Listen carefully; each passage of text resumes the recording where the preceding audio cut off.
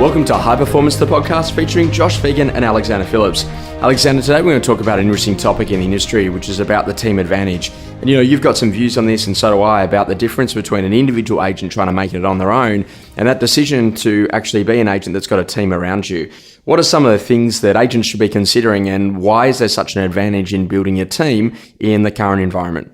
Josh, not only are you going to secure more listings over other agents, but you're going to service your clients in a much better way and ensure that you're getting them the best result. There's only so many things you can do in a day that allows you to perform at your maximum. And I think you've got to have a specialist in each field. It's like if you're going into surgery and get your knee replaced, well, there's a team of people that do all the preparation. There's someone that does anaesthetization. There's the doctor, the surgeon that comes in and finishes off the operation. So it's sort of, if you look at something like that, or what you just use an analogy with a cafe where there's one person running the whole store, then 10 new customers come in and it all just falls into a heap. Well, that's going to happen if you've got 10 listings versus one. So, but basically, it allows you to do what you're there to do best. And for me, as an example, what I'm good at doing is getting on the phones and doing face-to-face appointments. And I can't be sending emails and doing admin and doing all that at once.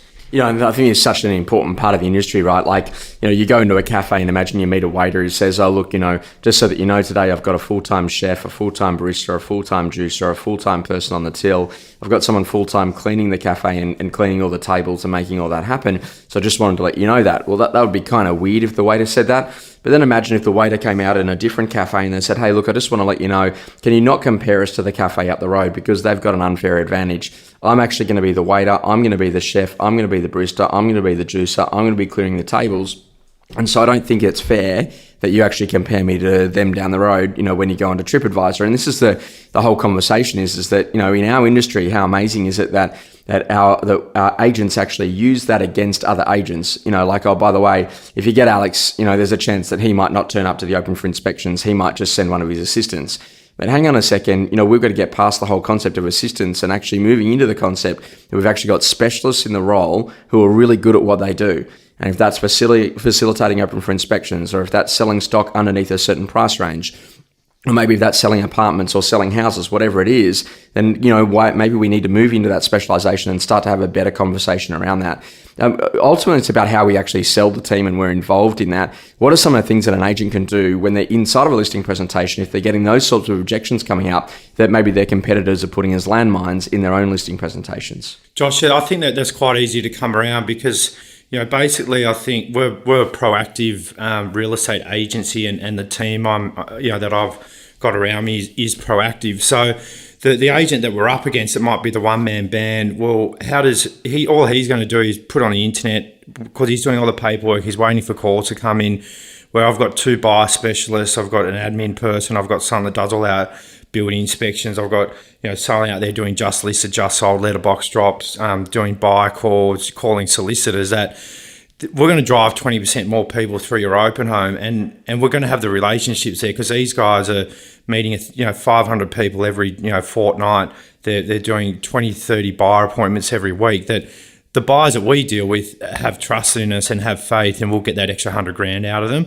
The agent that doesn't know the buyer because they've coming in blind, they don't know how much they've bid up to, or they don't have that relationship. And you can only have that if you're consistently servicing people. So it's quite an easy thing to come over. But I do truly believe that obviously you're there to service the vendor, which is no doubt their biggest asset, and getting more buyers through the door will drive up the price. And I also too think that from an agent's perspective is that your team actually has a whole new world of people that they already know, and they bring an entire new database to the world because they've actually had different experiences and are involved in different parts of the community, and that diversity is actually what helps you. And I think that if you don't have a team, one of the greatest things that you risk is that you're in a position that you can't go on holiday.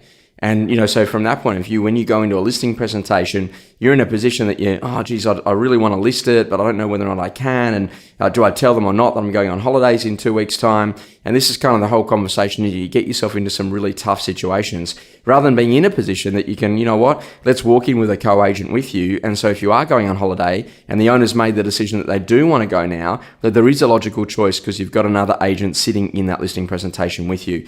How important is it, Alex, then to make sure that you've got someone who's going to do all of the little things, particularly when the demand comes on, about actually taking care of all the property marketing so that you as the agent don't have to worry about that? Josh, I haven't proofed an ad or signboard or anything for probably 10 years because I've got trust in Prue, my EA, who does all of that for me.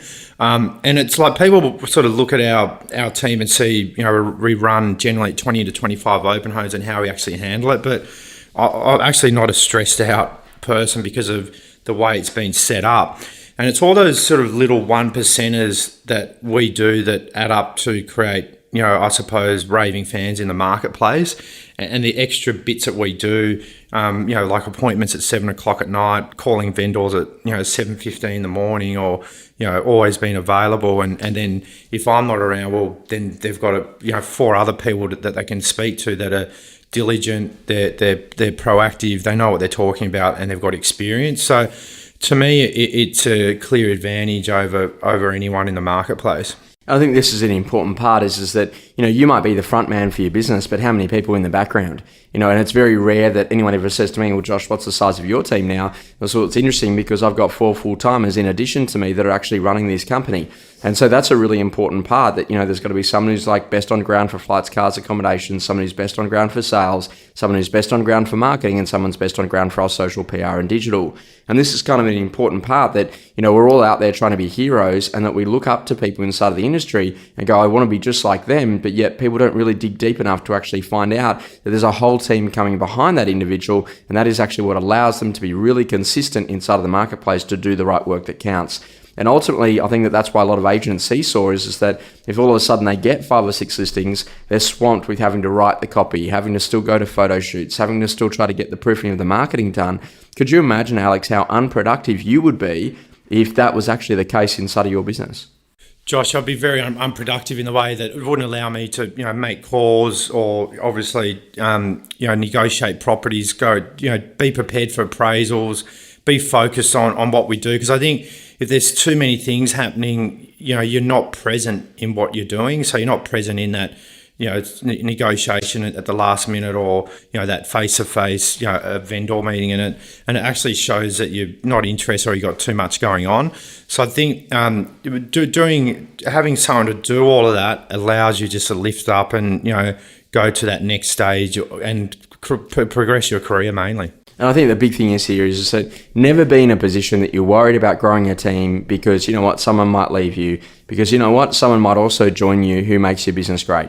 And that's really the conversation, is that then you're going to be forced to learn systems and checklists and actually build a business that's sustainable over a long period of time.